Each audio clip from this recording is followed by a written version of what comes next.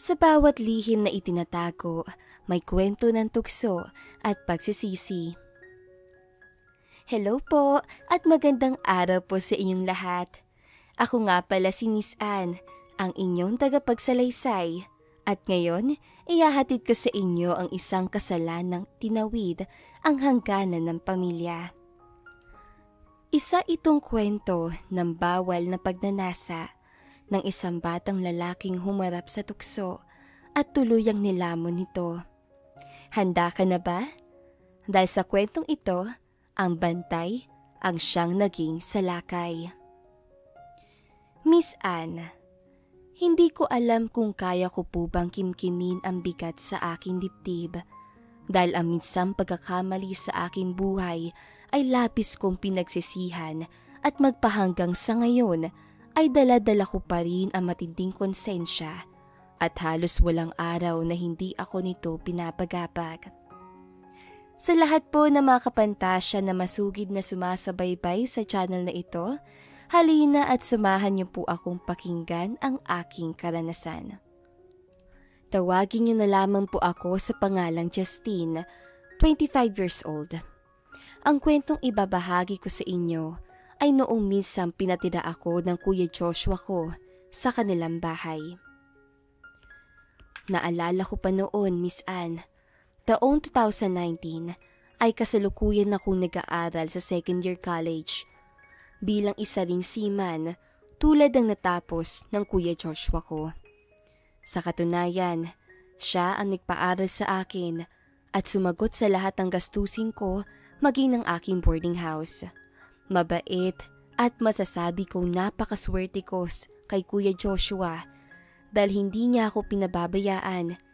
Minsan nga ay sobra-sobra pang binibigay nitong sa aking pera, pambayad lang sa tuition fee ko para daw may pambili pa ako ng iba ko pang pangangailangan. Pagtungtong ko ng third year college ay bumaba na ng barko ang kuya ko at nagpahinga muna ng ilang buwan kasabay ng pagre-renew niya ng kanyang mga papel upang muling makasakay ng barko. Doon niya nakilala si Ate Merly, isang simple at magandang dalaga. Niligawan ito ni Kuya Joshua at sinuyo hanggang sa muli itong makasakay ng barko. Patuloy ang komunikasyon nilang dalawa hanggang ibinalita sa akin ni Kuya Joshua na sila na pala ni Ate Merly. Lumipas pa ang taon hanggang sa naging 4th year college na nga ako nang muling bumaba si Kuya Joshua dahil sa magpapakasal na daw sila ni Ate Merly. Pagkatapos ang kanilang kasal ay nagbukod na kaagad sila dahil sa may bahay namang nabili si Kuya Joshua. Medyo malapit lang din ito sa boarding house ko at isang sakay lang ito ng tricycle dahilan upang palagi akong bisitahin ni Kuya sa tinitirhan ko. Tol, kamusta ka naman dito? Wala bang problema sa pag-aaral mo? Sambit sa akin ni Kuya Joshua na minsan bumisita ito sa akin. Kaagad ko naman itong pinaupo at tinimplahan ng kape. Na mga oras sa iyon ay masaya ako dahil alam kong aabutan na naman ako nito ng allowance ko. Kuya, mabuti naman po at tapasyal kayo. Si Ate Merly po pala, bakit di mo kasama? Mahinahan kong sambit dito. Nasa bahay. Iniwan ko na muna para puntahan kita. Hindi ka kasi pumupunta ng bahay kaya ako na lang ang pumunta sa iyo dito. Tugon nito sa akin, sabay abot ng maliit na sobre sa akin. Tinanggap ko naman ito at nagpasalamat sa kanya. Ito din kasi ang dahilan, kuya, kung bakit ako nahihiyang pumunta sa inyo Nakakahiya na po kasi, lalo na kay Ate Merly. Nakuyuko kong tugon sa kanya. Dahil ang totoo, simula na makapag-asawa na ang Kuya Joshua, ay nahihiya na akong abutan niya ng allowance at tuition fee ko dahil baka magalit ang Ate Merly sa akin.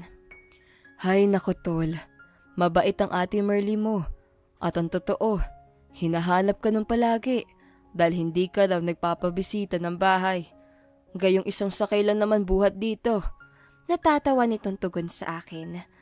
Napakamot naman ako ng ulo dahil sa mga sinabi sa akin ni kuya. Maya-maya ay tumingin ito sa akin na seryoso at tila ba may nais sabihin sa akin na mahalaga. Subalit pansin ko na nag-aalangan itong sabihin sa akin kung kaya ako na ang nagtanong sa kanya. Ano ba yung sasabihin mo kuya? May problema ba? May hinahon kong sambit rito. Muli naman itong tumingin sa akin, tsaka siya nagsalita.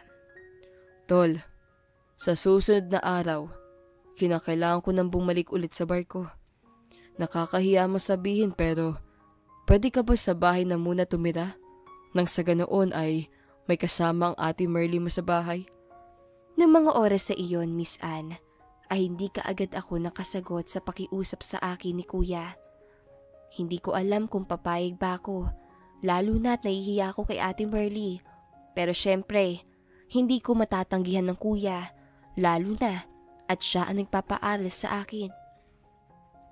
Dahil sa pakiusap ni Kuya Joshua, ay pumayag na nga ako dahil ayaw ko rin siyang mag-alala sa kanyang asawa na mag-isa lamang ng bahay nila. Kinabukasan ay tumungo na nga ako sa bahay nila kuya.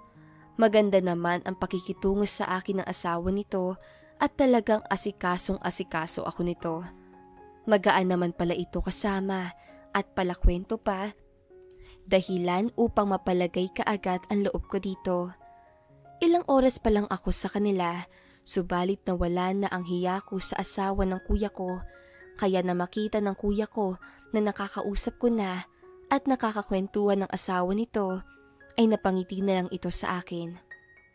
Sabi sa'yo tol, mabait ang ate Merly mo, kaya sigurado akong makakapaglagayan mo kaagad ito ng loob. Huwag ka mag-alala dahil dadagdagan ko pa ang allowance mo para na masulit ang pagtira mo rito. Sambit nito sa akin habang nakangiti. Kinabukasan ay sumakay na nga muli ito ng barko kung kaya dalawa na lang kaming naiwan ni ate Merly sa bahay. Lumipas pa ang mga araw na wala namang problema. Maganda pa rin naman ang pakikitungo sa akin ni ate Merly. Palakwento pa rin naman ito kung kaya hindi ako naiilang rito. Subalit, lumipas ang ilang buwan ay nagbago ang kinikilos ni ate Merly. Isang araw, pag-uwi ko ng bahay galing ng paaralan, ay nadatnan ko ito na bagong paligo at nakasuot lamang na maikli na short at manipis na sando. Hindi rin ito nagsuot ng bra dahilan upang mapayuko na lamang ako dahil sa ayaw kong pag-isipan niya na hindi maganda. Akala ko ay nagkataon lang, subalit lumipas pang ilang araw na ganoon at ganun palagi ang ginagawa ni ate Merly. Talagang tinataon niya na bagong ligo siya sa tuwing pauwi na ako at nagsusuot ng maiikli na parabang nanunukso sa akin. Pilit kong ibinabaliwala ang lahat at inisip na lamang na baka nagkataon lang ang lahat. Pero habang tumatagal at lumilipas pa ang mga linggo, ay mas naging madalas palalo ang pagpaparamdam ni ate Merly sa akin. Ang dating pagpapapansin lang, ngayon ay mas tumindi pa. Talagang ramdam ko ang panunukso nito sa akin dahil mas nagiging malapit pa ito sa akin at maalalahanin. Nilulutuan ako nito ng masasarap na ulam. Minsan din ay pinupunasan ang pawis ko nito. Masasabi mong kakaiba na ang pakikitungo nito sa akin, subalit ayaw kong sitahin siya sa kanya mga ginagawa at baka magalit pa sa akin. Isang araw ay nagkayayaan kami ng mga kaklase ko na mag-jogging ng 6:00 ng umaga. Sakto naman dahil araw na Sabado at walang pasok, kaya po pumayag ako. 5:00 pala ng madaling araw ay nagising na ako dahil ninais ko na maligo na muna para presko ako bago mag-jogging. Dali-dali kong tinungo ang CR at dahil alam ko naman tulog pa ang ate Merly, ay hindi ko na lang nilak ang pintuan. Inisip ko, mamayang 8:00 pa naman yun ng umaga magigising, kaya malaya akong makakakilos. Nasa kasarapan ako ng aking pagligo nang biglang may pumasok sa loob na CR. Nagulat ako Kaya dali-dali akong humarap sa may pintuan at nakita ko si Ate Merly na nasa aking harapan. Walang anumang suot at hubo at hubad ito na nakatayo sa aking harapan.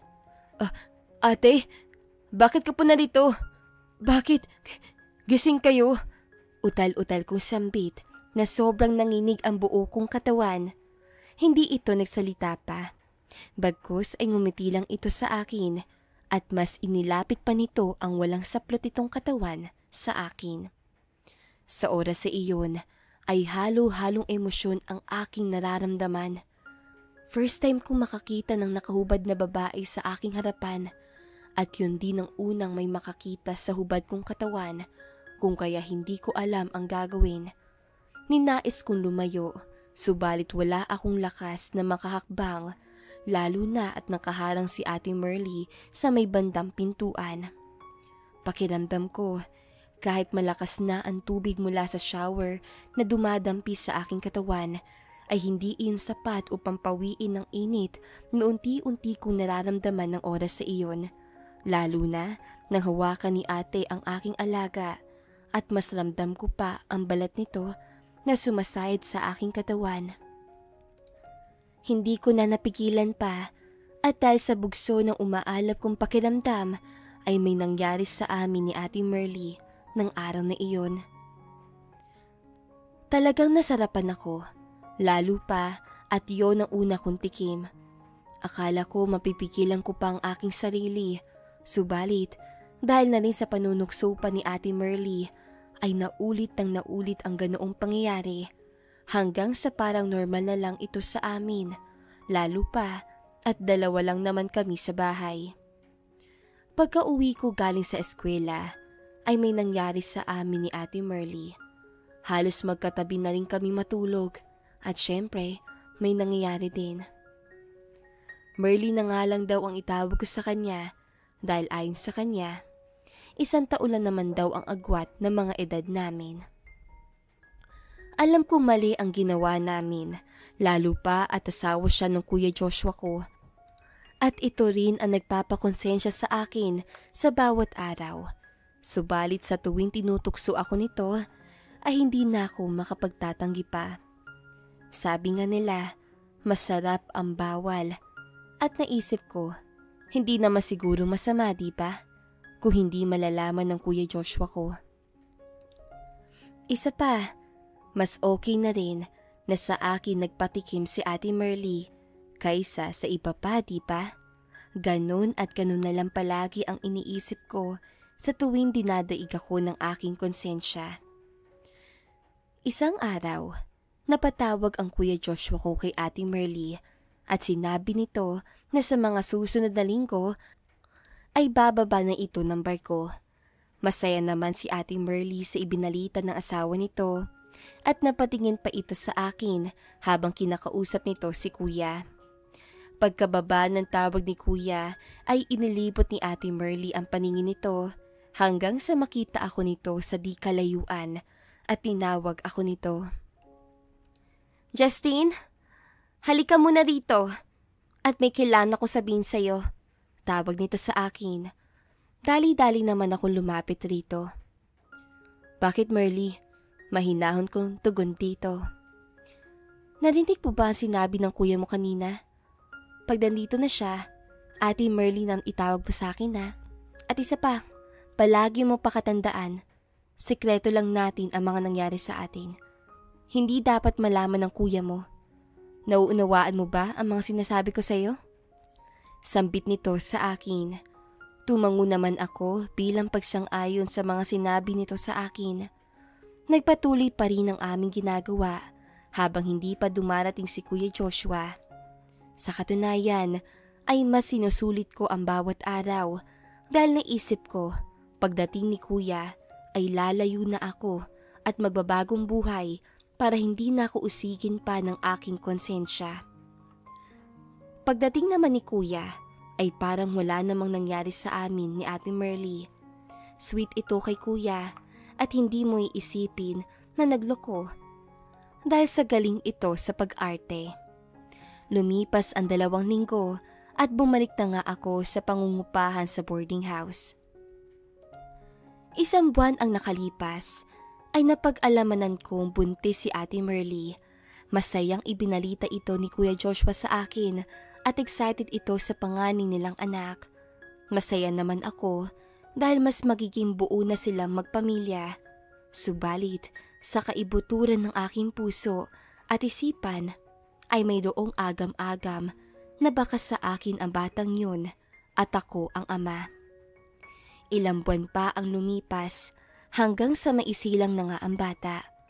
Ganoon na lamang ang pagkapigla ko dahil talagang kamukhang-kamukha ko ang bata at ramdam ko rito ang tinatawag na lugso ng dugo. Sa ngayon ay 3 na ang anak nila Kuya Joshua at hindi na ako pumayag pa na muling tumira sa kanila kahit na nasa barko ang Kuya Joshua ko. Dahil ayaw ko maulit muli ang pagkakasala. Subalit, habang lumilipas ang mga taon, ay mas napapatunayan ko na ako nga ang tunay na ama ng kanilang panganay. Dapat ko bang ipaglaban ang karapatan ko bilang tunay na ama ng bata o ilibing ko na lamang ng tuluyan sa limot ang naging sikreto sa pagitan ng asawa ng Kuya Joshua ko upang hindi ko na masaktan pa ang damdamin ni Kuya? Hanggang dito na lamang po ang aking istorya, Miss Anne. Naway kapulutan ito ng aral ng iyong mga kapantasya. Maraming salamat po and more power.